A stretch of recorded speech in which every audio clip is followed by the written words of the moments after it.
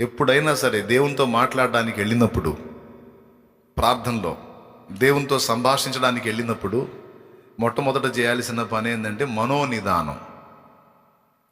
అంటే మనస్సు తొందర లేకుండా ప్రశాంతంగా దేవుని మీదికి వెళ్ళేటట్లు ముందు బ్యాలెన్స్ చేయాలి. అది నువ్వు వెళ్ళి మోకాళ్ళు వేయగానే కనెక్ట్ అవుతావు.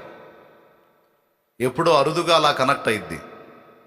ఎక్కువ శాతం వెళ్ళి కాసేపు మౌనంగా కూర్చొని దేవుని తలంపులు, దేవుని ఆలోచనలు, దేవుని ప్రపంచంలోకి వెళ్ళిపోవాలి. అప్పుడు నీకు ఆ ఏకాగ్రత కుదిరిద్ది. సో దాన్ని మొట్టమొదట చేసే ప్రక్రియని మనోనిదానం అంటారు. ఇప్పటివరకు మీకు అలవాటు లేకపోతే ఇక నుంచి అలవాటు చేసుకోండి. ప్రార్థన అనే ప్రక్రియ హడావుడిగా హరిబరిగా చేసేది కాదు. అది దేవునితో సంభాషించడానికి మనం వెళ్తున్నాం కాబట్టి ప్రశాంతంగా జరగాల్సినటువంటి ప్రక్రియ. కాబట్టి మొదటి విషయం మనోనిదానం.